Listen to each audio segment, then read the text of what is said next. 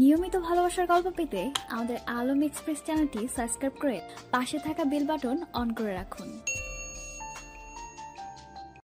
এই সামান্য 9mm গান নিয়ে এইভাবে গুলি করে না পাগল ছেলে। এটা কিভাবে গুলি করে জানিস? আয় শিখিয়ে দেই। ভাই ভাই, আমার অনেক বড় ভুল হয়ে গেছে। ওরা আমার টাকা দিয়েছিল, তাই আমি এসেছিলাম। সরি ভাই, আমাকে একটাই শেষবার সুযোগ দিন। তোর চোখ বলছে তুই মিথ্যা কথা বলছিস। তোকে বাঁচিয়ে রেখে কোনো লাভ নেই। তুই পরপারে গিয়ে ওয়েট কর, তোর বস সেও কিছুদিন পর আসবে। ভাই, আমাকে শেষবারের মতো সুযোগ দিন। আমি আর কখনো আপনার সামনেও আসবো না। আমি গ্রামে গিয়ে ব্যবসা করব। তবুও ভাই, আমাকে আজকের মতো ছেড়ে দিন। আমি ছাড়া আমার পরিবারের কেউ নেই। তোর পরিবার আছে এটা তো বিশ্বাস হচ্ছে না আমার, কারণ তোর চোখ বলছে তুই সবগুলো কথা মিথ্যা বলছিস। কারণ সত্যি কথা বলতে গেলে ভয় করে না কেউ, কিন্তু তুই এই কথাগুলোর মধ্যে ভয়ে ভয়েই বলছিস। ভাই, সে মিথ্যে কথা বলছে। সে হলো ড্রাগন, এর ডান হাত। আপনাকে খুন করার জন্য এসেছিল। ছদ্মবেশে তার পরিবার বলতে কেউ নেই। আমি মাত্র খবর পেলাম। ভাই, আপনি কোনো কিছু করবেন নাকি আমরা তাকে শেষ করে দেব? এত কষ্ট করার কোনো প্রয়োজন নেই। এসিডের মধ্যে ফেলে দাও, এমনিতেই সব নিশ্চিহ্ন হয়ে যাবে। আর ড্রাগন আমাকে মারার জন্য লোক পাঠিয়েছে, এটা তো ভাবার বিষয়। সে যে ড্রাগনের ডান হাত এটা আমি খুব ভালোভাবে বুঝতে পারছি, কিন্তু ড্রাগন আমাকে মারার জন্য পাঠাবে এটা আমার খুব খটকা লাগছে। তখনই রাফি তার গাড়িতে উঠে পড়ল। আর গাড়িতে উঠে পড়ার পরে সে ভাবতে লাগলো তাকে খুন করার জন্য ড্রাগন নিশ্চয়ই এসব লোক পাঠিয়েছে।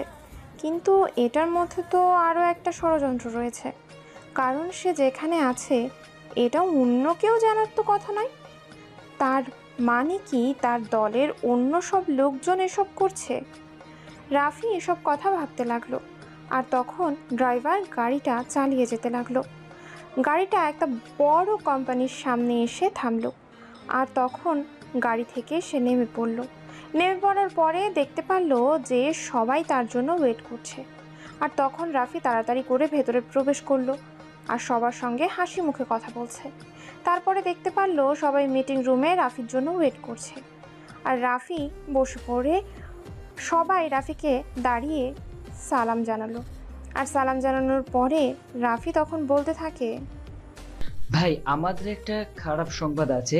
সেটা হলো যে আমাদের প্রায় কোরিয়া থেকে অস্ত্রগুলো সেগুলো আসার কথা ছিল, সেগুলো রাস্তার মধ্যে সালমানের লোকজন কিডন্যাপ করে নিয়ে গেছে। ওখানে যারা ছিল সবাইকে মেরে ফেলেছে। আর মেরে ফেলার পরে ক্যাপ্টেনকে সহকারে ওরা নিজেদের জায়গায় নিয়ে গিয়েছে। এখানে আমাদের প্রায় 5 কোটি টাকার অস্ত্র ছিল। আমরা যদি সেগুলো উদ্ধার করতে না পারি তাহলে আমরা অনেকটা ক্ষতির সম্মুখীন হতে পারি। তো 5 কোটি টাকার অস্ত্র ওরা নিয়ে গেছে, তো তোরা কি করলি? আর শোন, আমি একটা নতুন প্ল্যান বানাচ্ছি, দেখি কি করে ওরা এগুলো ফেরত আনা যায়। আর এই সালমানের ব্যাপারে আরো খোঁজ খবর নেওয়া লাগবে। ও কোথায় আছে সেটা আমাদের জানা প্রয়োজন, বুঝতে পেরেছিস? আগামীকাল বিকেল 5টার দিকে তোরা আমার দ্বীপে চলে আসবি। সেখানে আমাদের কথা হবে। আর যার যার উপর যে দায়িত্ব দেওয়া হয়েছে সেগুলো সঠিকভাবে পালন করা যায়। কালকে আমাকে সকল কিছুর রিপোর্ট দেওয়া লাগবে। আজকে মিটিং এখানেই শেষ। তখন রাফি সেখান থেকে উঠে চলে যায়। আর রাফি চলে যাওয়ার পরে সবাইও সেখান থেকে বের হয়ে যায়। আর রাফি তখন গাড়িতে উঠে পড়ল। আর তার বডিগার্ডগুলো তাকে গাড়িতে তুলে দিয়ে তারা পেছন পেছন যেতে থাকে। আর কিছু দূর যাওয়ার পরই হঠাৎ করেই একটা গাড়ি দ্রুত গতিতে এসে তার সামনে মেরে দেয়। আর রাফির গাড়ির সঙ্গে মেরে দেওয়ার ফলে বডিগার্ডগুলো বের হয়ে ওই গাড়িটাকে আটকে ফেলে। আটকে ফেলার পরে তখন গাড়ি থেকে একটা বোরকা পরা মেয়ে নেমে পড়ল। আর বোরকা পরা মেয়েকে দেখে রাফি এক ধ্যানে তাকিয়ে রইল। আর তখন রাফি সে নিজেও গাড়ি থেকে নেমে পড়ল। আর নেমে পড়ার পরে সে বলতে লাগলো, মেয়েটা যদিও ড্রাইভিং করতে পারে না, কিন্তু মেয়েটার চোখগুলো যে এত সুন্দর, এমন মেয়ে আমি কখনোই দেখিনি। এই আরিফ, তুই এর ব্যাপারে খোঁজখবর নে। মেয়েটাকে ভাই, আপনার গাড়িতে মেরে দিয়েছে। আর একটু হলে তো আপনার কি অবস্থা হতো সেটা একবার বুঝতে পেরেছেন? এই মেয়েকে দেখে আপনি পুরোই পাগল হয়ে গেছেন। এই মেয়েটাকে কিছু করা দরকার।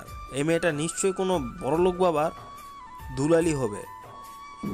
আরে ছেড়ে দে, দেখছিস না মেয়েটা পর্দা করছে। মেয়েটা অনেক বেশি ভয় পেয়ে আছে। চুপচাপ থাক, আমি মেয়েটার কাছে গিয়ে কথা বলে আসছি। তখন রাফি সেখান থেকে এসে মেয়েটার সামনে আসে, আর মেয়েটার সামনে এসে মেয়েটাকে গাড়ির দরজা খুলে দেয়। আর যখন মেয়েটা আবারও গাড়িতে উঠে পড়লো, আর গাড়িতে উঠে পড়ার পরে মেয়েটা তার দিকে একবার তাকালো, আর তাকানোর পরে সে নিশ্চিত বুঝতে পেরে গেছে যে সে কার গাড়ির সাথে ধাক্কা দিয়েছে। আর মেয়েটা তখন রাফিকে বলতে লাগলো, আসলে সরি, আমি আসলে বুঝতে পারিনি, প্লিজ আমাকে ক্ষমা করে দিন। আমি সত্যি বলছি, আমি বুঝতে পারিনি যে আপনার গাড়িতে ধাক্কা লেগে যাবে। আসলে আমার ব্রেকটা কাজ করছিল না, সেই জন্য। তো ব্রেক কাজ করছিল না, এটা আপনি কোনো একটা সাইডে নিয়ে যেতে পারতেন। এভাবে যদি রাস্তার মধ্যে থাকেন তাহলে তো অনেকটাই ক্ষতি হয়ে যাবে। আর আপনার যেহেতু গাড়ির ব্রেক কাজ করছে না, তাহলে যাবেন কিভাবে? চলুন, আমি আপনাকে আপনার বাসায় নামিয়ে দিচ্ছি। না সমস্যা নেই, আমি যেতে পারবো, এখন আমি যেতে পারবো। তখন আসলে আমার মাথা ঠিক ছিল না, ভয় পেয়ে গিয়েছিলাম, সেজন্য এমনটা হয়ে গেছে। আমি গাড়ির ব্রেক না কাজ করলেও কি করতে হয় সেটাও জানি, ইঞ্জিন অফ করে দিতে পারি। আরে সমস্যা নেই, আপনি আমার সঙ্গে চলুন, কোনো সমস্যা নেই। আমি আপনাকে সাহায্য করব। আর আপনার গাড়িটা আমার লোকজন আপনার বাসায় দিয়ে আসবে। গাড়ি নিয়ে তো চিন্তা করতে হবে না, চলুন আমার সঙ্গে। তখন মেয়েটা আর না করলো না, কারণ মেয়েটা নিজেও এখন ভয়তে আছে। আর মেয়েটা নিশ্চয়ই বুঝে গেছে যে সে কার সামনে দাঁড়িয়ে আছে। তখন মেয়েটা গাড়ি থেকে নেমে রাফির সঙ্গে গাড়িতে উঠে পড়ল, আর রাফি তার পাশে বসে আছে। গাড়িটা তার আপন মনে চলছে। মেয়েটা মনে মনে ভাবতে লাগলো, লোকটাকে তো সবাই খারাপ বলে, কিন্তু আসলে তো লোকটা খারাপ নয়। এরকম ভাবনা চিন্তা করতে থাকে। আর এদিকে রাফি মেয়েটার দিকে বারবার তাকাচ্ছে, কিন্তু মেয়েটা কোনো প্রকার খেয়াল করছে না। রাফি ভাবছে, এরকম একটা মেয়েই তো সে খুঁজতে ছিল, যে কিনা গাড়ি ড্রাইভ করার সময় নিজের পর্দাটা ঠিক রাখে। এটাই তো তার জন্য পারফেক্ট। আর এসব ভাবতে ভাবতে মেয়েটা তখন তার বাসার সামনে চলে আসলো, আর রাফি মেয়েটাকে নামিয়ে দিল। আর নামিয়ে দেওয়ার পরে মেয়েটা তখন রাফিকে বলতে লাগলো, আচ্ছা, আমি তো আপনাকে আমার পরিচয় দিতে ভুলে গেছি। আমি হলাম রফিক হালদারের একমাত্র মেয়ে, জান্নাত হাওলাদার। আপনাকে অসংখ্য ধন্যবাদ। আপনি না থাকলে হয়তো আরও বেশি কিছু হয়ে যেত। আরে না, তেমন কোনো টেনশন করবেন না, আমি পাশে আছি। তবুও আপনার জায়গায় অন্য কেউ থাকলে হয়তো আমার সঙ্গে অনেক কিছু করতে পারত। আপনি সেখানে আমাকে কোনো কিছুই করেননি, তাই বললাম। ঠিক আছে, আপনি এখন আমার বাসায় যান। যেহেতু আপনি অনেকটা ভয় পেয়ে আছেন, বাসায় গিয়ে শাওয়ার নেবেন, দেখবেন ঠিক হয়ে গেছে। আপনাকে আমি মনে হয় চিনে ফেলেছি। আপনি সেই রাফি না, আন্ডারওয়ার্ল্ডের মাফিয়া কিং রাফি চৌধুরী? যেহেতু চিনেই ফেলেছেন, তাহলে আর নতুন করে পরিচয় দেওয়ার কিছু নেই। আপনি সত্যি অনেক ভালো। যতটা মানুষ মনে করে ততটা আসলে আপনি খারাপ নন। রাফি কথাটা শুনেই হেসে দেয়। তারপর সেখান থেকে চুপচাপ চলে আসে, আর রাফিকে নিয়ে গাড়িটা আবারও দ্রুত গতিতে ছুটতে লাগে। আর রাফি তখন মেয়েটার কথা চিন্তা করছিল চোখ বন্ধ করে। এদিকে রাফিকে এই অবস্থায় দেখে তার বডিগার্ড আর তার সঙ্গে যারা থাকে সবাই অবাক হয়ে আছে, কারণ রাফি নিজে একটা মেয়েকে সাহায্য করেছে, তাও আবার নিজেই মেয়েটাকে নামিয়ে দিয়েছে। তার মানে এটাই হয়তো ভাইয়ের জন্য ঠিক হয়ে গেছে মেয়েটা, কারণ ভাই তো এতদিন এই মেয়েটাকেই খুঁজছিল যে স্বপ্নের মতো এসে ধরা দেবে। বলতে না বলতেই গাড়িটা জঙ্গলের মধ্যে প্রবেশ করলো। জঙ্গলের মধ্যে প্রবেশ করার পরে গাড়িটা নদীর পাড়ে এসে থেমে পড়লো। তখন রাফি নেমে পড়লো। রাফি নেমে পড়ার পরেই দেখতে পারলো দুইটা ছেলেকে সেখানে বেঁধে রাখা হয়েছে গাছের সঙ্গে, আর সেখানে তার লোকজন দাঁড়িয়ে আছে। তখন সামনে এগিয়ে যায়, আর এগিয়ে যাওয়ার পরেই ওই দুইটা ছেলে রাফিকে দেখে ভয়ে কাঁপাকাঁপি শুরু করে দিয়েছে।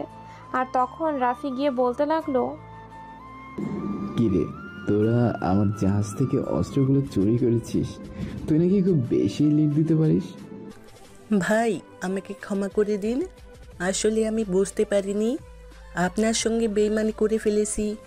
আমি আপনার সব কিছু ফেরত দিয়ে দিব। আমি জানি তুই আমার সঙ্গে এখন মিথ্যা কথা বলছিস, কারণ তুই কখনোই আমাকে এসব ফেরত দিতে পারবি না। আসলে ভাই, সালমান ভাই আমাকে অনেক টাকা দিয়েছিল, আর টাকা দিয়ে বলেছিল যে আপনার সঙ্গে অভিনয় করে আমি যেন সেই দায়িত্বটা নিই, আর দায়িত্ব নেওয়ার পরে একটু যেন তার হয়ে কাজ করে দিই, আর বাকিটা সেই সামলে নেবে। এই রাফি কখনো বেঈমানকে ক্ষমা করে না, তাই তোর একমাত্র শাস্তি হলো মৃত্যু, কারণ মৃত্যু ছাড়া তোকে আর কোনো শাস্তি দিতে পারবো না। তখনই রাফি তার রিভলভারটা বের করে আর পরপর করে গুলি করে দেয়। গুলিগুলো করার পরে এসে ছটফট করতে করতে সেখানেই মারা গেল। আর বাকি একজন তার সঙ্গে কাজ করতো ওই মিশুর সঙ্গে, আর মিশুর মারা যাওয়া দেখে এসে থরথর করে কাঁপতে লাগলো। আর তখন রাফি তাকে একটা লাথি মারলো। লাথি মারার পরে সে নদীতে পড়ে গেল। নদীতে পড়ে যাওয়ার পরে রাফি পরপর কয়েকটা গুলি করে দিল, আর নদীর স্রোতের কারণে লাশটাকে সেভাবেই ভেসে যেতে দেখলো। তারপর রাফি সেখান থেকে সোজা তার গোডাউনে চলে আসলো। গোডাউনে আসার পরে সে ল্যাপটপ নিয়ে বসে পড়লো। আর ল্যাপটপ নিয়ে বসে পড়ার পরে সে সকল হিসেব নিকেশ দেখতে লাগলো। আর কিছুক্ষণ পরে এসেই আরিফ তার কাছে বলতে লাগলো, ভাই, একটা ঘটনা ঘটে গেছে, সেটা হলো আমাদের এলাকার এমপিও নাকি এর মধ্যে সংযুক্ত রয়েছে। তো আমাদের এলাকার এমপি সংযুক্ত রয়েছে, এটা তুই আমাকে আগে বলিস নাই তো? কেন? আর খবরটা কোথায় পেয়েছিস? ভাই, এই খবরটা আসলে আমি গুডগুডের কাছ থেকে পেয়েছি। ওই যে চায়ের দোকানটা মনে আছে আপনার? সে নাকি এমপিকে সালমানের সঙ্গে কথা বলতে দেখেছে রাতের বেলা। তখন রাত হয়তো 3টা বাজবে, কারণ গুডগুড দোকান তো 24 ঘন্টা খোলা থাকে। ঠিক আছে, সেটা বড় ব্যবস্থা করছি। আর শোন, আজকে রাতে অনেক বড় একটা অপারেশনে যেতে হবে, তাই সবাইকে খবর দে আমার অস্ত্রগুলো আমার ফেরত চাই। এইগুলো আমার অনেক শখের জিনিস। তখন আরিফ চলে গেল। আর আরিফ চলে যাওয়ার পরে রাফি ল্যাপটপে একটা কাজ করতে লাগলো। সে কিভাবে নতুন স্টাইলে একটা বোম ব্লাস্ট করা যায়, রাফির মাথায় নতুন একটা আইডিয়া চলে আসে। ছোটবেলা থেকেই রাফি অনেক বেশি ট্যালেন্টেড। আর ট্যালেন্টেড হবে না কেন? কারণ তার বাবা ছিল একজন সায়েন্টিস্ট, আর সায়েন্টিস্টের ছেলে কেমন হতে পারে এটা নতুন করে বলা লাগে না। কারণ বাবার কাছ থেকেই শিখেছিল ক্রাইম কিভাবে করতে হয়, কারণ তার বাবা ক্রাইম নিয়ে গবেষণা করতেন। আর সেটারই অপব্যবহার করে তৈরি হয়েছে আজকের রাফি। রাফির আপন বলতে দুনিয়াতে কেউ নেই, সে একাই। তার পরিবার মারা গেছেন একটা বড় দুর্ঘটনার কারণে। সেটার কারণে অবশ্য অনেক আছে তার কারণ। রাফিকেও অনেকবার মারার চেষ্টা করা হয়েছে, কিন্তু সে তার নিজের বুদ্ধি, সাহস এবং সংকল্প দিয়ে এখনও টিকে আছে পুরো আন্ডারওয়ার্ল্ডে। রাফি ল্যাপটপের কাজ করতে করতে বেশ অনেকটা সময় পার করে দেয়। আর ল্যাপটপে কাজ করা শেষ করে যখনই এসে গাড়িটার কাছে আসবে, তখনই কিছু দূর থেকে একটা বাজে গন্ধ তার নাকে চলে আসে। আর গন্ধটা দেখে বুঝতে পারলো এটা কোনো একটা লাশের গন্ধ। আর তার গোডাউনের আশেপাশে লাশ কোথা থেকে আসবে? সে তো যাদেরকে মারে তাদেরকে সব নদীতে ফেলে দেয়, কিন্তু আশেপাশে লাশ কোথা থেকে আসবে? তখনই সে সবাইকে ডাক দেয়। আর ডাক দেওয়ার পরে সবাই রাফির কাছে চলে আসে। আর রাফির কাছে আসার পরে রাফি তখন বলতে লাগলো, আমার নাকে একটা লাশের গন্ধ এসেছে, দেখ তো লাশটা কোথায় পড়ে আছে। সবাই তখন রাফির কথায় তাড়াতাড়ি করে এগিয়ে গেল। আর এগিয়ে যাওয়ার পরেই তারা তন্ন তন্ন করে লাশটাকে খুঁজতে লাগলো। আর এদিকে রাফিও চারদিক থেকে দেখতে লাগলো যে কোথাও কোনো লাশ পড়ে আছে কিনা। আর রাফি কিছু দূর যাওয়ার পরেই প্রায় 100 মিটারের সামনে দেখতে পারলো যে 2টা মেয়ের লাশ পড়ে আছে। আর রাফি এখানে থেমে আছে দেখে সবাই রাফির কাছে চলে আসলো। আর রাফির কাছে আসার পরে সবাই 2টা মেয়ের লাশ দেখতে পেল। আর দেখতে পাওয়ার পরেই সবার মুখে গুঞ্জন উঠেছে, এই লাশটাকে কে ফেলে গেছে? তাও আবার একটা নয়, 2টা লাশ। অথচ কেউ লাশ ফেলে যাওয়ার জন্য কাউকেই দেখেনি। কারণ এখানে কেউ আসবে, এখানে তো কেউ আসার কোনো কথাই নয়, কারণ এটা সম্পূর্ণ রাফির রাজত্ব। রাফির রাজ্যে কেউই আসার সাহস পায় না। এটা একটা আলাদা দ্বীপের মতো। আর এই দিকে শুধুমাত্র রাফির ক্ষমতা, এছাড়া আন্ডারওয়ার্ল্ডে আরও অনেক অনেক জায়গা আছে রাফির, কিন্তু এটা তার অনেক পছন্দের একটা জায়গা। তখন রাফি সবার দিকে তাকায়। আর রাফির তাকানো দেখে সবাই মাথা নিচু করে নেয়। আর মাথা নিচু করে নেওয়ার পরেই রাফি নিজেই লাশটাকে উল্টে দিল। যেহেতু লাশটা উপর হয়েছিল আর লাশটা উল্টে দেওয়ার পরেই রাফি দেখে অবাক হয়ে তাকিয়ে আছে, কারণ এটা যে তার একমাত্র বোনের লাশ আর তার পাশের মেয়েটাকে চেনা যাচ্ছে না। তখন রাফি তার বোনের লাশটাকে জড়িয়ে কান্না করতে থাকে। এদিকে লাশটা 3 দিনের মধ্যেই পচে গেছে। আর তখন রাফি লাশ দুটোকে নিয়ে তার গোডাউনে চলে আসে। তার একটা রয়েছে ল্যাব, তার ল্যাবে আসার পরে সে ডাক্তারকে কল করে। এটা তার পার্সোনাল ডাক্তার, সে একজন সায়েন্টিস্ট ডাক্তার। কিছুক্ষণের মধ্যেই সেই ডাক্তার শামসুল আলম তার গোডাউনে প্রবেশ করলো। ডাক্তার প্রবেশ করার পরে সবার সঙ্গে কিছুটা কুশল বিনিময় করে সে সরাসরি রাফির ল্যাবের মধ্যে প্রবেশ করে। আর রাফির ল্যাবের মধ্যে প্রবেশ করার পরে লাশটাকে ভালোভাবে দেখতে লাগলো।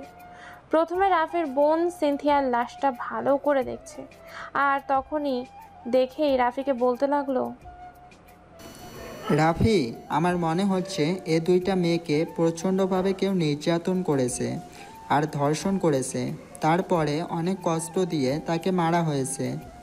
তো দুইটা মেয়েকে কি ধর্ষণ করে অনেক নির্যাতন করে মারা হয়েছে, নাকি যে কোনো একটাকে?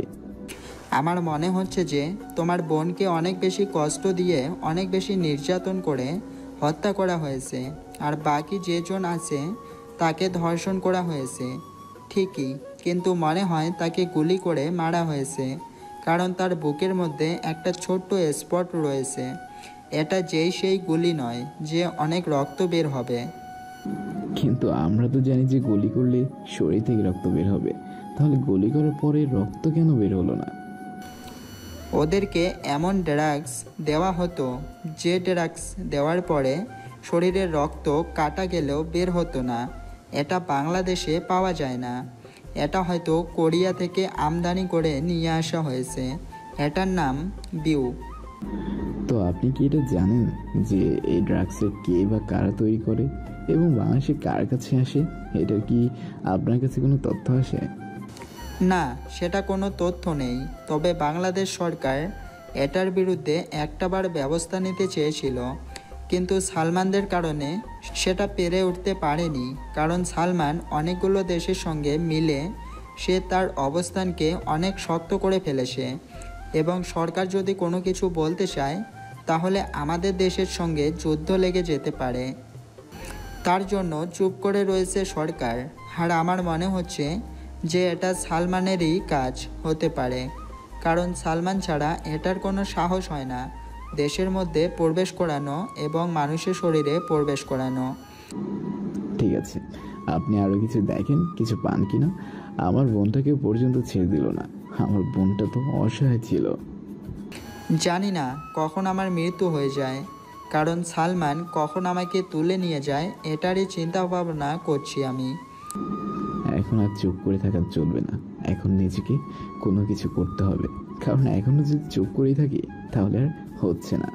ভেবেছিলাম অনেকটা দেরি করে সব কিছু শুরু করব, কিন্তু খেলাটা যে এত তাড়াতাড়ি শুরু করতে হবে সেটা ভাবিনি।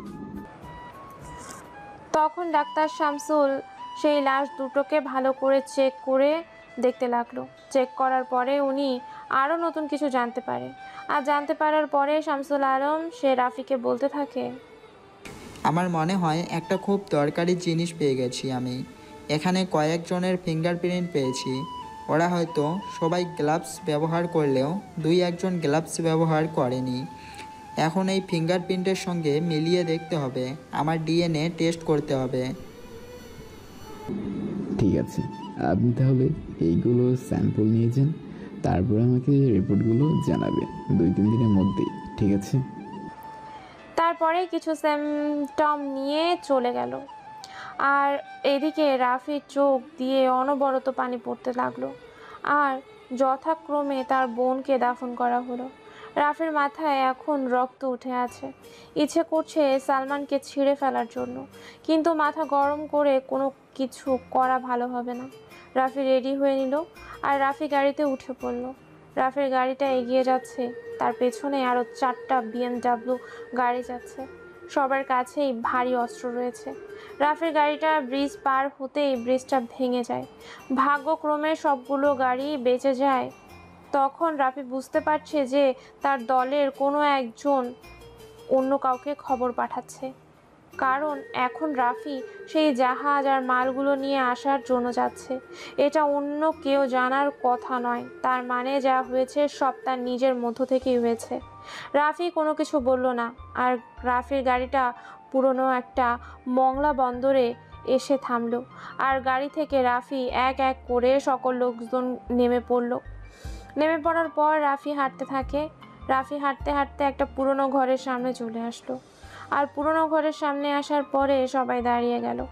রাফি নিজেই বলছে সবাইকে দাঁড়িয়ে যাওয়ার জন্য। তারপর রাফি ভেতরে চলে গেল, আর ভেতরে যাওয়ার পর দেখতে লাগলো মফিজ সেখানে এসে বসে আছে। মফিজ রাফিকে দেখার পরে রাফির দিকে তাকিয়ে রইল, আর তখন রাফি গিয়ে চেয়ারে বসে পড়ল। আর চেয়ারে বসে পড়ার পরে মফিজ তখন রাফিকে বলতে লাগলো, ভাই আমি আপনার জন্য ওয়েট করছিলাম, আপনি যেভাবে বলেছেন আমি সেভাবেই কাজ করে রেখেছি, এখন শুধু আপনি বলবেন আর আমি কাজ শুরু করব। আচ্ছা, ও আমাদের জিনিসগুলো কোথায় রেখেছে, মানে কোন জায়গায় রেখেছে সেটা জানিস কিছু? আর তোকে কেউ সন্দেহ করেনি তো? আরে ভাই আমি হলাম মফিজ, গ্রামের মফিজ, আমাকে কি আবার সন্দেহ করবে? আমাকে কেউ সন্দেহ করেনি। হ্যাঁ, এখন ভালোভাবে খুলে বল যে কি হয়েছে আর কিভাবে অপারেশনটা এখন করতে পারি। আমি কিন্তু এখানে কখনোই আসিনি, এটাই প্রথম। ভাই এই দেখেন, এ বলে আমি আমার মোবাইল ফোনে ভিডিওটা দেখালাম আর বলতে লাগলাম, ভাই জাহাজটা এখন মাঝ সমুদ্রে আছে, সেই সমুদ্রের মধ্যে এই জাহাজের সঙ্গে তাদের জাহাজও একসাথে রয়েছে। ওখানেই জাহাজের মধ্যে অবস্থান করছে প্রায় 150 জন ছেলে, ওরাই মূলত নিয়ন্ত্রণ করছে। আর আমার কাছে তথ্য আছে সেখানে সালমান নেই, কিন্তু সালমানের ছোট ভাই রয়েছে, তার মানে ছোট ভাই আবরাজ খান সেখানে রয়েছে। গুড, এটাই তো আমি জানতে চেয়েছিলাম। চল, আমি তোকে সবকিছু বুঝিয়ে দিচ্ছি কিভাবে কি করতে হবে। আর শোন, এখন থেকে তোর কাজ হলো এখানেই তুই এই জায়গাটা নিয়ন্ত্রণ করবি। তারপর রাফি সেই ঘর থেকে বের হয়ে গেল, আর রাফি ঘর থেকে বের হবার পরে সে হাঁটতে শুরু করলো, আর হাঁটতে হাঁটতে একটা পুরনো বাড়িতে চলে আসলো। এখানে মূলত মফিজের আস্তানা, আর আস্তানায় আসার পরে সবাইকে প্রস্তুতি নিতে বলল। আজকে রাতেই সেখানে অ্যাটাক করা হবে, আর যেহেতু রাফি এখানে নিজে অ্যাটাক করবে তার মানে এখানে অনেক বড় কিছু হতে পারে। আর তখনই রাফির মোবাইলে একটা কল আসলো। কলটা দেখে বুঝতে পারলো তার হেলিকপ্টার রেডি আছে। প্রায় 10টার মতো হেলিকপ্টার রাফি নিয়ে এসেছে, আর তারাই ফোন দিচ্ছে। তাদের সঙ্গে রাফি কথা বলল, আর কথা বলার পরে আরও কিছু কাজ করতে লাগলো। আর এভাবে সময়টা পার হয়ে গেল। তখন প্রায় রাত 12টা বেজে গেছে, আর কেউ স্পিড বোর্ড নিয়ে যাচ্ছে। প্রতিটা স্পিড বোর্ডের মধ্যে রয়েছে প্রায় 8 জন করে, আর প্রত্যেকজনই রাফিও তার হাতে ট্রেনিং দিয়েছে। আর রাফির লোকজনের কাছে ওরা নাই, আর সেখানে কিনা রাফির সঙ্গে ওরা লাগতে আসবে। আর রাফি হেলিকপ্টারে করে যাচ্ছে, আর কিছু লোক হেলিকপ্টারে করে যাচ্ছে, আবার কিছু লোক নদীপথে যাচ্ছে। রাফি দেখতে পারলো যে 2টা জাহাজ মাঝ সমুদ্রের মধ্যে অবস্থান করছে, জাহাজ চলছে না। আর তখনই মাইক্রোফোনে রাফি বলল ফায়ার করার জন্য, আর 4 দিক থেকে রাফি লোকজনকে ফায়ার করতে থাকে। এদিকে জাহাজের লোকজন কেউই আর কোনো প্রস্তুতি ছিল না। ওরা যে কারণে প্রায় অনেকজনই মারা গেল সে একই কারণে। রাফির লোকেরা হাতে তার সুযোগ বুঝে রাফি জাহাজে নেমে পড়লো। জাহাজে নেমে পড়ার পরে সেও তার মেশিন দিয়ে ফায়ার করতে লাগলো। এভাবে অনেকক্ষণ গোলাগুলি চলতে লাগলো। প্রায় 30 মিনিট পরে সবাই রাফির কাছে স্যালেন্ডার করলো।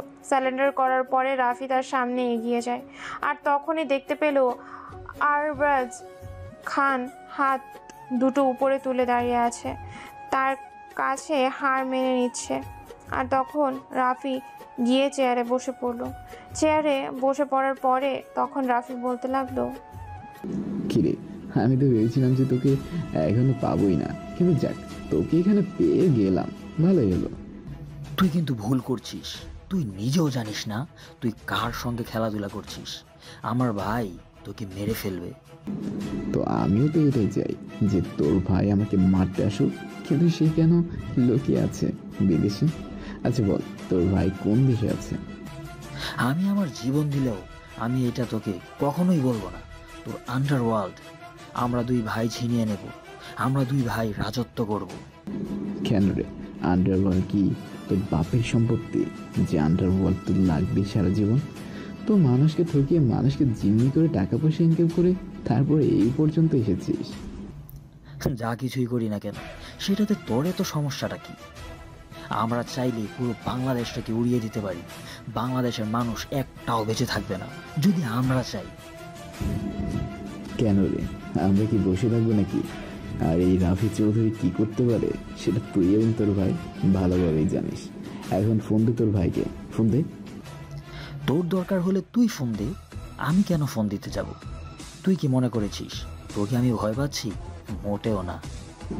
ভয় মানুষকে কোন সময় পেতে হবে এটা বলা লাগে না, সময় সুযোগের কারণে সবাই ভয় পায়। দেখেছিস, আমি এখন তেমন কোনো কিছু করলামই না। সাধারণ আমার ছেলেদের হাতেই যদি তোদের এই অবস্থা হয়, তাহলে আমি যদি কোনো কিছু করতাম তাহলে তোর কি অবস্থা হতো একবার ভেবে দেখেছিস? তখনই রাফি চেয়ার থেকে উঠে এসে আবরাজকে আজকে মতো মারতে থাকে, আর তখন আবরাজ ও তাকে মারতে লাগলো। কিন্তু রাফির কাছে আবরাজ কোনোভাবেই পারল না। রাফি তাকে মারতে মারতে আধমাথা করে ফেললো। আর তখনই আবরাজ তার ভাইকে কল দেওয়ার জন্য রাজি হয়ে গেল। আবরাজ তার ভাইকে কল দেয়, আর তার ভাই কলটা রিসিভ করার পরে ওপাশ থেকে সালমান তখন ছোট ভাইকে বলতে থাকে, কি হয়েছে রে ভাই? তুই সবকিছু খুলে বল আমাকে, কে কি করেছে তোকে? ভাইয়া, রাফি আমাকে মেরে ফেলবে ভাইয়া, তুমি আমাকে বাঁচাও যেভাবে পারো, ও আমাকে বাঁচতে দেবে না। রাফি, তুই আমার ভাইয়ের কোনো ক্ষতি করিস না। তুই তোর অস্ত্রগুলো নিয়ে যা, কিন্তু প্লিজ আমার ভাইয়ের কোনো ক্ষতি করিস না। ও ছাড়া আমার পৃথিবীতে কেউ নেই। কেন রে, তোর ভাইয়ের প্রতি তোর এত দরদ আর আমার বোনের প্রতি আমার কোনো দরদ নেই? এটা মনে করেছিস আমার বোনকে তোরা কি করেছিস সেটা কি মুখ দিয়ে বলতে হবে? তোর সঙ্গে আমার শত্রুতা রয়েছে, তুই আমার বোনটাকে পর্যন্ত শেষ করে দিয়েছিস। তুই কিন্তু অনেক বড় ভুল করছিস। আমার ভাইয়ের যদি কিছু হয় তাহলে কিন্তু তুইও বেঁচে থাকবি না। তোর দিনটাও কিন্তু ফুরিয়ে আসছে বলে দিলাম। আমার বাবাকে আমার মাকে হত্যা করেছিস, শেষ পর্যন্ত আমার ছোট বোনটাকে ধর্ষণ করে তারপর হত্যা করেছিস। এত অন্যায় করে পরেও তুই আমাকে মারতে আসবি? তোর কি বুকে একটু ভয় লাগছে না? যেটা করেছি সেটা আমার স্বার্থের জন্য করেছি। তোর বাবাকে বলেছিলাম যে সমস্ত ক্রাইমের গবেষণার রিপোর্টগুলো আমাকে দিয়ে দেওয়ার জন্য, কিন্তু তোর বাবা কিছুতেই টাকার কাছে বিক্রি হয়নি। সেটা আমাকে না দিয়ে সরকারকে দিয়ে দিয়েছে, আর আমার নামে সাক্ষী দিয়েছে। সালমান, তোর মতো জঙ্গি, তোর মতো ভাইরাসের বিরুদ্ধে যত তাড়াতাড়ি ব্যবস্থা নেওয়া যাবে ততই ভালো। তুই বা পুরো বাংলাদেশটাকে নষ্ট করে দিয়েছিস। আজকাল যুব সমাজ মৃত্যুর মুখে যাচ্ছে শুধুমাত্র তোর কারণে। বিদেশি ড্রাগস বাংলাদেশে প্রবেশ করে গিয়ে অনেক অন্যায় করেছিস তুই। এমনকি আমার বোনের সাথে আরেকটা মেয়েকেও তুই ড্রাগ দেওয়ার পরে এমন অবস্থায় করেছিস যে কোনো কিছু কেটে যাওয়ার পরেও তাদের শরীর থেকে রক্ত বের হয় না। আরে আমি নিজেই তো একটা ব্র্যান্ড, আমি আমার ইচ্ছে মতো সবকিছু করব, তাতে তুই কিছুই করতে পারবি না। আমি এখনো বলছি, তুই আমার ভাইটাকে ছেড়ে দে। আমার ভাইয়ের কোনো প্রকার কোনো ক্ষতি করিস না প্লিজ। এত সহজে বাঘ যখন হরিণকে শিকার করে পায় তখন কি হরিণকে ছেড়ে দেয়? এটা কি কখনো দেখেছিস? তোর ভাইকে এবার বিদায় দে। তখনই রাফি গুলি করে দিল, আর তখন সালমান ওপাশ থেকে চিৎকার দিয়ে উঠল, আর রাফি তখন কলটা কেটে দেয়। রাফি আবরাজকে মারেনি, অন্য জায়গায় গুলি লেগেছে। রাফি এটা বুঝতে দিয়েছে যে আবরাজ খান মারা গেছে, কিন্তু তাকে যে এমনভাবে শাস্তি দিয়ে মারবে এটা কল্পনা করার মতোও নয়। এদিকে রাফি গুলি করে আবরাজকে মেরে ফেলেছে এটা সালমান মোবাইলের ওপাশ থেকে শুনতে পায়, আর সে চিৎকার দিয়ে উঠে সবার সাথে। তখন ওদিকে সালমানকে তার কাছের লোক বলতে লাগলো, বস, রাফি কোনো সাধারণ লোক নয়। ও এমন এক মারামারি নেই যে সেটা জানে না। কুম্ফু, ক্যারাটে, ব্যাট বল সব রকমের ফাইটই সে করতে পারে। এমনকি কোনো মেশিন গান নেই যে সেটা ভালোভাবে জানে না। সে সমস্ত মেশিন গান খুব দক্ষতার সাথে চালাতে পারে, চোখ বন্ধ করে নিশানা করতে পারে। ও যখন একটা জায়গায় যায় তখন ওই জায়গাটার মধ্যে অন্যরকম পরিবেশ তৈরি হয়ে যায়, মাটি পুরো কাঁপতে শুরু করে। সে দেখতে একদম ইনোসেন্ট বাচ্চার মতো, দেখলেও সে কতটা ভয়ঙ্কর সেটা আপনার কল্পনার বাইরে। আমরা যদি তার সামনে মেশিন গান নিয়ে দাঁড়াই, তবু আমরা এতজন মানুষের সঙ্গে পারবে না। ও যদি খালি হাতেও আসে, তবু আমাদেরকে মেরে ফেলতে পারবে। ওর সামনে যাওয়ার মতো লড়াই কেউই করতে পারবে না। কি করা যায়? আমি একটা সময় ভুল ভেবেছিলাম ছেলেরা এত বোগাচোদা সালা কিছু করতে পারবে না। কিন্তু সেদিন যদি তার বাবা মার সঙ্গে তাকে মেরে ফেলতাম, তাহলে আজকে আমার এই দিন দেখতে হতো না। আমি যে কি ভুল করেছি সেটা আমি এখন বুঝতে পারছি। আমার সবকিছু শেষ হয়ে যাচ্ছে। আমার এতদিনের সাম্রাজ্য, আমার এতদিনের স্বপ্ন সবকিছু শেষ হয়ে যাচ্ছে। সবাই আমার সঙ্গে এখন কাজ করতে চাচ্ছে না। আমি এখন কি করব? ভাই, হয় আপনাকে বসে যেতে হবে, না হয় এমন কোনো কিছু করতে হবে যে রাফি যেন আপনাকে কোনো প্রকার কিছু করতে না পারে। পরে রাফির দুর্বল জায়গা দেখতে হবে। রাফি শুনেছি একটা মেয়েকে সে প্রথম দেখায় ভালোবেসে ফেলেছে। আমাদের এখন কাজ হচ্ছে ওই মেয়েটাকে ফলো করা। আর যখনই দেখব রাফির মধ্যে অন্যরকম ফিলিংস কাজ হচ্ছে, তখন আমরা মেয়েটাকে তুলে নিয়ে আসব যেভাবে পারা যায়।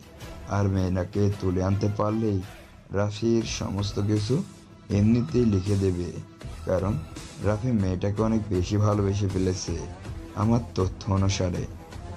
হ্যাঁ, বুঝতে পেরেছি। তুই ফলো করতে থাক। তাছাড়া এইভাবে তো কিছুতেই রাফির সঙ্গে পারা যাবে না। তাছাড়া এত সিকিউরিটি থাকতেও, এত কিছু থাকতেও সে মাঝ সমুদ্রে গিয়ে তার অস্ত্রগুলো ঠিকই উদ্ধার করে নিয়ে গেছে। এদিকে রাফির চিন্তায় সালমান পুরো অস্থির হয়ে যায়। সালমান চিন্তা করতে থাকে কিভাবে রাফির ক্ষতি করা যায়, কিন্তু সে কোনোভাবেই কোনো কিছু ভেবে পাচ্ছে না। রাফি সব কিছু নিয়ে সে ফিরে আসলো, আর জাহাজটাও তার আন্ডারে তার মংলা বন্দরে এসে পৌঁছলো। আর সমস্ত অস্ত্রগুলোও সে ভালোভাবে দেখে নিতে লাগলো। আর এভাবেই পার হয়ে যায় কিছুক্ষণ। আর তখন রাফি মফিজকে বলল এগুলো তার গোডাউনে এবং তার যেখানে যেখানে শাখা আছে সব জায়গায় পাঠিয়ে দেওয়ার জন্য। আরিফকেও এই দায়িত্বটা দেওয়া হলো, সঙ্গে আরও অনেক জনই আছে। আর তখন রাফি হেলিকপ্টারে করে তার বাসায় চলে আসলো। তার বাসায় আসার পরে সে খাওয়া দাওয়া করতে লাগলো। খাওয়া দাওয়া করে সে টিভি দেখতে লাগলো। টিভিতে সাংবাদিকরা নিউজ করছে অনেকভাবেই। সবাই এখন সালমানের ব্যাপারে জানতে শুরু করে দিয়েছে, কিন্তু রাফি একটা বিষয়ে অনেক বেশি টেনশন নিচ্ছে। নিশো তার সাথে বেইমানি করে জাহাজটাকে সালমানের কাছে পাঠিয়ে দিয়েছিল, কিন্তু এখন কে তার দলের মধ্যে বেইমানি করেছে, তার সমস্ত কথাবার্তা সালমানের কাছে পাঠায়, এটা তার অবশ্যই জানতে হবে। আর এমপি সাহেবকে তার ভালোভাবেই দেখে নিতে হবে, কারণ এমপি সাহেব সালমানের সঙ্গে যে মিলে কাজ করছে, না হলে প্রতিটা ভার্সিটিতে কখনোই ড্রাগস প্রবেশ করতো না। শুধুমাত্র এমপির কারণে ড্রাগসগুলো ভার্সিটি এবং কলেজে প্রবেশ করছে। এ কারণে প্রতিটা যুব সমাজ নষ্ট হয়ে যাচ্ছে। এসব চিন্তা করতে করতেই রাফি যে কখন ঘুমিয়ে পড়লো বুঝতেই পারলো না। পরদিন সকালবেলা রাফি ঘুম থেকে উঠে ফ্রেশ হয়ে খাবার খেয়ে নেয়। খাবার খেয়ে নেওয়ার পরে রাফি গাড়িটা নিয়ে এমপির বাসার উদ্দেশ্যে যেতে থাকে। আর মাঝ রাস্তায় সে জান্নাতকে দাঁড়িয়ে থাকতে দেখলো। আর জান্নাতকে দাঁড়িয়ে থাকতে দেখে গাড়িটা তার সামনে থামলো। আর রাফি তখন তার পিস্তলটা লুকিয়ে নিল। আর লুকিয়ে নেওয়ার পরে জান্নাত তখন এসে বলতে লাগলো, কি ব্যাপার, আপনি আজকে এই রাস্তায়? আমি তো মনে মনে আপনাকে খুঁজছিলাম, ভাবছিলাম আপনার সঙ্গে দেখা হবে কিনা। আসলে আমি খুন করতেন না, মানে পার্কে হাওয়া খেতে যাচ্ছি। আপনি যাবেন আমার সাথে? মানুষের সত্যি কথা সবসময় বুক দিয়ে বের হয়ে আসে। আমি বুঝতে পারছি যে আপনি খুন করতে যাচ্ছেন, আর আপনাকে দেখে আপনি কথা ঘুরিয়ে নিলেন আমাকে দেখে, তাই না? আরে না, আমাকে দেখে কি তোমার ওই রকম মনে হয় যে আমি খারাপ মানুষ? আমার মতো মানুষ দুইটা হয় না, বুঝছো? আপনার কথা শুনে আসলে হাসি পাচ্ছে আমার। একজন মাফিয়া কিং আবার নিজেকে সাধু দাবি করছে। আমি মেনে নিচ্ছি আমি মাফিয়া, কিন্তু আজ পর্যন্ত কারো কোনো প্রকার ক্ষতি করেছি কি? হ্যাঁ, তবে খারাপ মানুষের ক্ষতি করি আমি। না, আমি তো সেটা বলিনি যে আপনি কারোর ক্ষতি করেছেন। আপনি না থাকলে আমরা সেফ থাকতে পারতাম না। যেহেতু আপনি এত কিছু জানেন, তাহলে মনে হয় না আপনাকে আর নতুন করে কোনো কিছু বলতে হবে। চলুন কোথা থেকে ঘুরে আসি। আপনার মতো মানুষ আমার সঙ্গে ঘুরতে যাবে, এটা কি আদৌ বিশ্বাস করা যায়? কারণ আপনি এত ব্যস্ত একটা মানুষ, এত কাজ। হ্যাঁ, এটা ঠিক যে আমার অনেক কাজ আছে, কিন্তু তাই বলে কি আপনাকে সময় দেব না? এটা কি ঠিক হয়? আমার না একটা বিষয়ে অনেক বেশি হাসি পাচ্ছে। আপনি একবার আমাকে তুমি করে বলছেন, আবার আপনি করে বলছেন। মাথা ঠিক আছে? আমি আপনাকে তুমি করে ডাকার অনুমতি দিলাম। তারপরে রাফি আর জান্নাত দুজনে মিলে অনেক জায়গায় ঘুরতে লাগলো। জান্নাত মেয়েটা অনেক আগে থেকেই রাফিকে চেনে, সব সময় তাকে টেলিভিশনে দেখেছে। আর এমনিতেও রাফি অনেক সুন্দর দেখতে, অনেক স্মার্ট, যে কোনো মেয়ে দেখলেই তাকে পছন্দ করে ফেলবে। আর সেখানে জান্নাতের ভালো লাগার মানুষ হলো এই রাফি। আর সেখানে কিনা রাফি চৌধুরী নিজেই তার সঙ্গে বন্ধুত্ব করতে এসেছে। জান্নাতটা খুব ভালোভাবেই টের পাচ্ছে যে রাফিও তাকে প্রথম দেখায় ভালোবেসে ফেলেছে, কিন্তু রাফি এখনও জান্নাতের মুখটা দেখতে পারেনি। আর তখনই জান্নাত পানি খাওয়ার জন্য মুখ থেকে হিজাবটা খুলে নেয়। আর খুলে নেওয়ার সময় রাফি ড্রাইভ করছিল, আর ড্রাইভ করার সময় এক পলক জান্নাতকে দেখে। সে গাড়িটা কিছুটা নিয়ন্ত্রণ হারিয়ে ফেললো, কারণ জান্নাতের চেহারা স্বপ্নের পরী। আর তখনই জান্নাত চিৎকার করে ওঠে, আর রাফি তার নিজেকে সামলে নেয়। গাড়িটা আবারও স্বাভাবিকভাবে ড্রাইভিং করতে থাকে। আর এই অবস্থা দেখে জান্নাতের কেন জানি আরও বেশি হাসি পাচ্ছে। জান্নাত হাসি আটকাতে না পেরে হাসতে লাগলো। আর তখন জান্নাত কিছুটা মজা করার জন্য বলতে লাগলো, এভাবে আমার দিকে তাকিয়ে থাকলে তো সোজা পরপারে যেতে হবে, তাই ভালোভাবে ড্রাইভ করুন। আমাকে আগে দেখেননি? হ্যাঁ, দেখেছি, তবে সেটা বোরকার আড়ালে। এভাবে তো কখনো দেখা হয়নি, তার জন্য আর কি তাকিয়েছিলাম। এটা শোনার পরে রাফিও অনেক বেশি হাসতে লাগলো। আর এভাবেই তাদের সারাটা দিন পার হয়ে যায়। এদিকে সালমান খবর পেয়ে গেল একজনের কাছ থেকে, আর সালমান খবর পাওয়া মাত্রই রাফিকে অ্যাটাক করার জন্য প্ল্যান করে ফেলে। রাফি তখন জান্নাতের সঙ্গে পার্কে বসে কথা বলছিল। দুজনের মধ্যে অনেক ভাব হয়ে গেছে এই অল্প সময়ের মধ্যেই। আর তার তখনই চারপাশ থেকে গুলি করতে লাগলো, কিন্তু রাফি তাড়াতাড়ি করে জান্নাতকে নিয়ে তার বুলেট প্রুফ গাড়িতে উঠে পড়লো। আর গাড়িতে উঠে পড়ার পরে এসে জান্নাতকে গাড়িতে রেখে তার পিস্তলটা নিয়ে ওদেরকে গুলি করতে থাকে। আর ওরা তার সঙ্গে না পেরে ওরা পালিয়ে গেল। ওরা পালিয়ে যাওয়ার পরে এসে আবারও জান্নাতের কাছে ফিরে আসলো। আর জান্নাতের কাছে ফিরে আসার পরে জান্নাত অনেকটা ভয় পেয়ে গেল। ভয় পাওয়ার কারণে জান্নাত রাফির হাতটা শক্ত করে ধরলো। আর রাফি তখন ওর মনে হয়েছিল যেন পুরো পৃথিবীটা যেন তার থমকে গেছে, কারণ তার ভালোবাসার মানুষ সে নিজে হাত ধরেছে। এটা একটা অন্যরকম অনুভূতি রাফির কাছে। এটাই প্রথম কোনো মেয়ের স্পর্শ পাওয়ার আগে কখনো কোনো মেয়েকে স্পর্শ পায়নি, তার কারণ এসব নিয়ে কখনো মাথায় ঘামায়নি। কিন্তু জান্নাতকে দেখার পরে তার নতুন করে কেমন জানি নিজের প্রতি আস্থা ফিরে এসেছে। নিজেকে ভালোবাসতে ইচ্ছে করছে, কাউকে ভালো রাখতে ইচ্ছে করছে। আর এভাবেই পার হয়ে যায় বেশ অনেক দিন সময়। এদিকে জান্নাত আর রাফির মধ্যে দুজনের ভালো সম্পর্কটা আরও গভীর হয়ে যায়, কিন্তু কেউ কাউকে বলেনি যে তারা দুজন দুজনকে অনেক বেশি ভালোবাসে। এভাবে তাদের সম্পর্কটা চলছিল। রাফি কোনো দিক মনোযোগ নেই তার। অন্যদিকে রাফি শুধুমাত্র সব সময় জান্নাতের চিন্তা করছিল, জান্নাতের প্রতি অত্যন্ত বেশি আসক্ত হয়ে গিয়েছিল। জান্নাতও 24টা ঘন্টা রাফির কথাই চিন্তা করতে লাগলো, প্রায় ছেড়েই দিয়েছিল এইসব কিছু। আর এটা সুযোগ নেয় সালমান এখন অনেক বড় সুযোগ পেয়েছে রাফিকে শেষ করে দেওয়ার। আর এই সুযোগটা সে কাজে লাগাবে, এই জন্য সে পরিকল্পনা করতে থাকে। এদিকে দুজনে মিলে রাস্তা দিয়ে হাঁটছিল রাফি আর জান্নাত। দুজনেই হাঁটতে হাঁটতে অনেকটা গল্প করছে।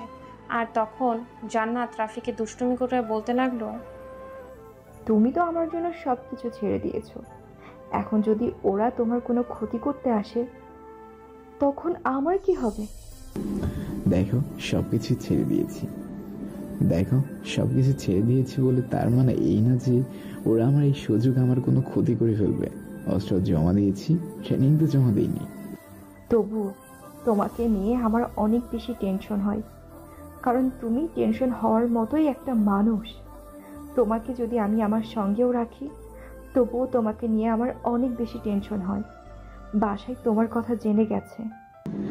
বাসায় জেনে যাওয়ার পরে হয়তো তোমাকে অনেক কিছু বলেছে আমার ব্যাপারে, কারণ আমি মানুষটা তো ততটা ভালো না, তাই না? সেটাই তো স্বাভাবিক। তাই না? কোনো বাবা মা চায় না যে একটা মাফিয়া কিংয়ের কাছে তুলে দেওয়ার জন্য। তবে আমি আমার পরিবারকে অনেকভাবে বুঝিয়েছি। হ্যাঁ ঠিক আছে, দেখো কি হয়। কি ব্যাপার, তুমি এই কথা শোনার পরে মন খারাপ করলে কেন? একদম মন খারাপ করবে না। আরে আমি তো মন খারাপ করিনি, যেটা স্বাভাবিক এটাই তো, তাই না? তাই হবে, এটাই তো সত্যি কথা। তোমার চোখ দেখে আমি সব কিছু বুঝতে পারি, তাই আমার কাছে কোনো কিছু লুকাবে না। তুমি যদি আমার চোখ দেখে কোনো কিছু নাই বুঝতে পারো, তাহলে তুমি আমার প্রিয় মানুষ কি জন্য, তাই না? এভাবে দুজনে মিলে অনেকভাবে কথা বলতে লাগলো। জান্নাত সে রাফিকে নিয়ে অনেকটা বেশি টেনশন করে, আর তখন এভাবেই তাদের সময়টা পার হয়ে যায়। রাফি তার গাড়িতে করে জান্নাতকে শপিং মলে নিয়ে আসে, আর শপিং মলে নিয়ে আসার পরে সে জান্নাতকে সুন্দর একটা বোরখা আর হিজাব কিনে দেয়। জান্নাত লিপস্টিক ব্যবহার করে, তবে সেটা পর্দার আড়ালে, শুধুমাত্র রাফিকে দেখানোর জন্য। জান্নাতের বাচ্চা বাচ্চা আবদারগুলো রাফির কাছে অনেক বেশি ভালো লাগে। আর রাফি যখনই শপিং থেকে বের হয় তখনই হঠাৎ করে তার কিছুটা সন্দেহ হয়, কারণ তার পেছনে কেউ যেন ফলো করছে, তার গাড়িতে পাঠিয়ে দেয়। আর তার কথা ছাড়া আজ রাফি তখন আবারও শপিং মলে ঘুরতে থাকে, আর ঘুরতে ঘুরতে একটা সময় দেখতে পারে দুইটা ছেলে তার পেছনে ঘোরাঘুরি করছে। আর হঠাৎ করেই তার মোবাইলে একটা কল আসলো, আর কল আসার পরে তখন ওপাশ থেকে সালমান বলতে থাকে, কি ব্যাপার রাফি চৌধুরী, খুব বেশি ঘোরাঘুরি করছেন তাই না? লাভ নেই, 20 সেকেন্ডের মধ্যে এখানে ব্রাস্ট হবে এবং আপনার গাড়িতেও বোম লাগানো আছে। এবার কি করবেন আপনি? তুই কি মনে করেছিস এটা করার পরে তুই সবকিছু পেয়ে যাবি? কখনো না।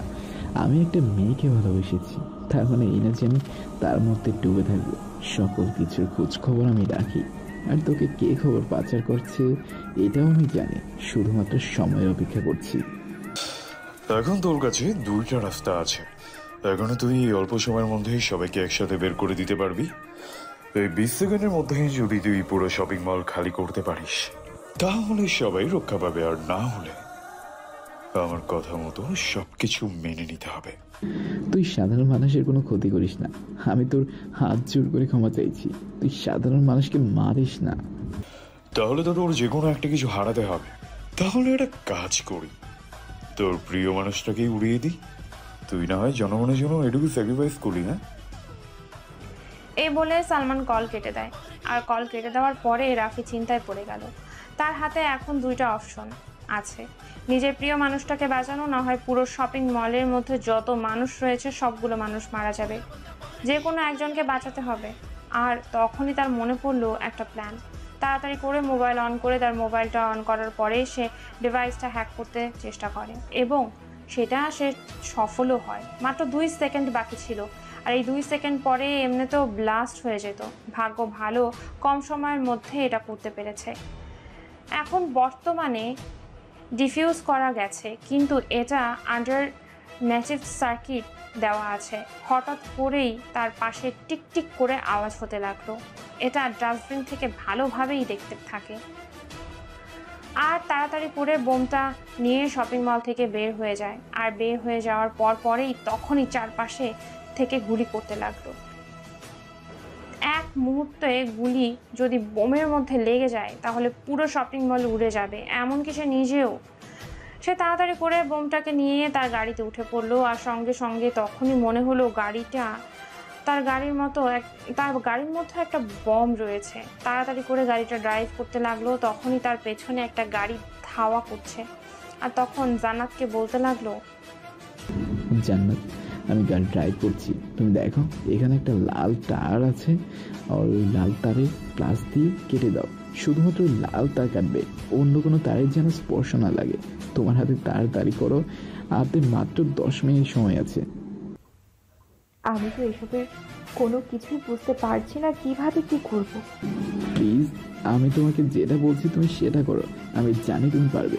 তাড়াতাড়ি করো, পিছনেও রয়েছে একটা গুলি, যদি বমের মধ্যে লাগে তাহলে আমরা দুজনেই মারা যাব। এদিকে জান্নাত সে অনেক চেষ্টা করার পরেও খুব সাবধানতার সাথে লাল তারটা কেটে দেয়। লাল তারটা কেটে দেওয়ার পরেই সে গাড়ি থেকে নেমে পড়লো। গাড়িটা চলন্ত অবস্থায় একটা নদীর মধ্যে ফেলে দিল। ফেলে দেওয়ার পরেই গাড়িটা ওই নদীর মধ্যে গিয়ে ব্লাস্ট হলো। আর এদিকে জান্নাত গাছের মধ্যে অনেকটা আঘাত খেয়ে তার কপাল কেটে যায়। রাফি তার বুকের মধ্যে নিয়ে নেওয়ার চেষ্টা করছিল যতটুকু সম্ভব, কিন্তু জ্বলন্ত গাড়ি থেকে তো নেমেছে, সেই জন্য কপালে অনেকটা লেগে গেছে। আর তখনই চারপাশ থেকে গুলি করতে থাকে সবাই। আর তখন রাফি জান্নাতকে সেখানে ফেলেই ওদেরকে গুলি করতে থাকে, আর ওরা রাফির গুলিতে মারা যায়। তখন তাড়াতাড়ি করে রাফি জান্নাতকে নিয়ে হাসপাতালে চলে আসে। আর হাসপাতালে নিয়ে আসার পরে ডাক্তার চিকিৎসা করে দেয়, মাথায় ব্যান্ডেজ করে দেয়। ব্যান্ডেজ করে দেওয়ার পরেই জান্নাতকে নিয়ে বাসায় চলে আসে। আর এদিকে জান্নাত কোনো কথা বলতে পারছে না, তখনই অনেক ভয়ের মধ্যে আছে। তখন রাফি জান্নাতকে নিয়ে এসে তার রুমের মধ্যে শুইয়ে দেয়। আর রুমের মধ্যে শুয়ে দেওয়ার পরে রাফি নিজেই রান্না করতে চলে যায়। সে কখনোই রান্নাঘরে আসেনি, আজকে জান্নাতের জন্য স্যুপ বানাবে। আর রাফি স্যুপ বানিয়ে জান্নাতের জন্য নিয়ে আসে আর জান্নাতকে নিজের হাতে স্যুপ খাইয়ে দেয়। আর তখনই দেখতে পারলো সন্ধ্যা 7টা বেজে গেছে। আর তখনই জান্নাত তার বাবাকে কল দিল। আর তার বাবা কল দেওয়ার পরে তার বাবাকে এসব খুলে বলল রাফি। রাফির কথা শুনে জান্নাতের বাবা মা দুজনে অনেক বেশি টেনশনে পড়ে যায়। আর এদিকে রাফির কথায় আর কোনো প্রতি উত্তর করে না তার বাবা। রাফি সরাসরি বলে দিয়েছে জান্নাত তার এখানেই থাকবে, কারণ ওই বাসায় থাকলে জান্নাতকে কেউ উঠিয়ে নিয়ে যেতে পারে, এমনকি মেরেও ফেলতে পারে। যেহেতু জান্নাতকে ওরা চিনে ফেলেছে, তাই কোনোভাবে ওর বাসায় রাখা যাবে না। এই বাসা হচ্ছে সবচেয়ে বেশি সেফ জায়গা জান্নাতের জন্য, কারণ পুরো বাড়িটা অন্যভাবেই প্রোটেক্ট করা আছে। তখনই জান্নাত বলতে লাগলো, শোনো, এইভাবে থাকাটা ঠিক হবে না। এটা সামাজিকতা বলতে কোনো কথা আছে? আমাদের এখনো বিয়ে হয়নি, অথচ আমরা একই বাড়িতে থাকবো, এটা কখনোই হবে না। প্লিজ একটু বুঝতে চেষ্টা করো। আমাকে আমার বাসায় পাঠিয়ে দাও, আমার কোনো কিছু হবে না, বলছি তো। চুপ, তুই আর একটা কথা বলবি না। আমি যেটা বলেছি সেটা কর। কে কি বললো না বললো সেটা কোনো কিছু আমার শোনার দরকার নেই। আমি বুঝতে পেরেছি যে তোমার অনেক বেশি কষ্ট হচ্ছে, কিন্তু তোমারও তো একটু বুঝতে হবে। আমি যদি আমার জায়গায় সেফ থাকি, তুমি যদি তোমার জায়গায় সেফ থাকো, তাহলে এখানে আর কোনো সমস্যাই হবে না। তাহলে কেন নিজের করে নিচ্ছ না? তুমি যদি আমি মারাও যাই, তবুও তো একটা পরিচয়ে মরতে পারবো। আমি রাফি চৌধুরীর বউ, আমি রাফি চৌধুরীর অর্ধাঙ্গিনী। রাফি তখন জান্নাতকে জোর করে নিয়ে কাজী অফিসে চলে আসে, কিন্তু জান্নাত রাজি হচ্ছে না। এভাবে লুকিয়ে বিয়ে জান্নাত কখনোই আশা করেনি। কিন্তু এদিকে জান্নাত রাফির কথার উপর কোনো কথাও বলতে পারছে না। রাফি এখন অনেক রেগে আছে। রাফি কাজী অফিসে ওদের বিয়েটা হয়ে গেল। বিয়ে হওয়ার পর জান্নাতকে নিয়ে বাসায় ফিরে আসে। আর মুহূর্তের মধ্যেই একটা জীবন থেকে অন্য একটা জীবনে রূপান্তরিত হয়ে গেল। রাফি বাসায় এসে ফোনে কথা বলতে থাকে। অ্যাটাক করার জন্য ওদিকে জান্নাত তার পেছনে দাঁড়িয়ে আছে রাগীভাবে। আর বেশ কিছুক্ষণ পরে কল কেটে দিল। জান্নাত এদিকে তাকানোর পর জান্নাত বলতে থাকে, এত সাইকো কেন তুমি? মা বাবাকে জানানোর প্রয়োজন মনে করলে না? বিয়ে করেই কি সব শেষ হয়ে গেল, তাই না? হ্যাঁ, তো বেশি কথা বলো না। আমার এখন এসব বিষয়ে কথা বলতে ভালো লাগছে না। গিয়ে ঘুমাও, তুমি অসুস্থ। এই বলে রাফি তার রুমে চলে আসলো। রাফি তার রুমে এসে ল্যাপটপের কাজ করতে লাগলো। আর এদিকে জান্নাত রাগ করে সে তার রুমে গিয়ে চুপচাপ শুয়ে থাকে। জান্নাতের এখন ইচ্ছে করছে রাফির কাছে যাওয়ার জন্য, কিন্তু যেহেতু রাফির মাথা গরম, তার জন্য ভয়ে কাছে যেতে পারছে না। এদিকে রাত 2টা পর্যন্ত রাফি কাজ করে জান্নাতের রুমে আসলো। জান্নাতের রুমে আসার পরে দেখতে পারলো মেয়েটা এখনো জেগে আছে। আর তখন রাফি মুচকি হেসে দিল জান্নাতকে দেখে। আর তখন লাইট বন্ধ করে জান্নাতের পাশে শুয়ে পড়লো। আর জান্নাত কোনো কথা বলছে না। আর তখন জান্নাত রাফিকে বলতে লাগলো, তুমি কি মনে করো তোমার রাগ, অভিমান, যাই কিছু সব কিছু আমি সহ্য করব? কখনোই সহ্য করব না। আজকে আমার বিয়ে হয়েছে, যেভাবেই হোক বিয়ে তো হয়েছে নাকি? তুমি কি জানো বইয়ের কতটুকু দায়িত্ব পালন করতে হয়? তুমি কি সেটা করেছো? তুমি সেটা না করে তুমি তোমার কাজের বিষয়ের কথা বলছো, কিভাবে অ্যাটাক করা যায় সেটা প্ল্যান করছো তোমার বৈদেশিক বন্ধু বান্ধবদের সঙ্গে। তুমি তো বুঝতে পারছো না যে আমার এখানে কতটা ঝামেলা হচ্ছে। আমি কখনো কি করি সেটা আমি এখন নিজেও বুঝতে পারছি না। তাই আমি বলছি, আমার সঙ্গে কোনো প্রকার এত বেশি কথা বলতে এসো না, শুধু শুধু তুমি নিজেই কষ্ট পাবে। কেন? আমি কথা বলতে আসবো না? আমি কথা না বলতে আসলে কে তোমার সঙ্গে কথা বলবে? আমি তোমার ঘরের বউ, এখন তুমি আমাকে সব কিছু বলতে বাধ্য, বুঝতে পেরেছো? আরে পাগলি মেয়ে, তুমি তো বুঝতে পারছো না সালমান আমার পিছনে কতটা লেগে আছে। ও শুধুমাত্র তোমার ক্ষতি করার জন্য বসে আছে। যেভাবেই হোক সালমানকে নিঃস্ব করে দিতে হবে। সবার চিন্তা তুমি ঠিকই করো, কিন্তু তুমি আমার চিন্তাটা একবারের জন্য করলে না। আমার এখন কি প্রয়োজন তুমি বুঝতে পারছো না? এখন কি ঝগড়া করবে আমার সাথে? আমি কিন্তু মোটেও তোমার সঙ্গে ঝগড়া করছি না, তুমি নিজেই কিন্তু আমার সঙ্গে ঝগড়া করছো। আর তোমার কি প্রয়োজন এটা আমি কি করে জানবো? মুখ ফুটে তো বলতে হবে, তাই না? I love you Rafi, love you so much. Love you too. আমিও তোমাকে অনেক ভালোবাসি। এভাবেই শুরু হয় ওদের নতুন ভালোবাসার একটি জীবন। চলতে থাকুক ওদের ভালোবাসা। আর আপনারাও এবার একটু রেস্ট নিন এবং কমেন্টে জানান কেমন হয়েছে আমাদের গল্পটি। নেক্সট গল্প শীঘ্রই পেতে আমাদের আলম এক্সপ্রেস চ্যানেলটি সাবস্ক্রাইব করে পাশে থাকা নোটিফিকেশন বাটনটি অন করে রাখুন। ধন্যবাদ।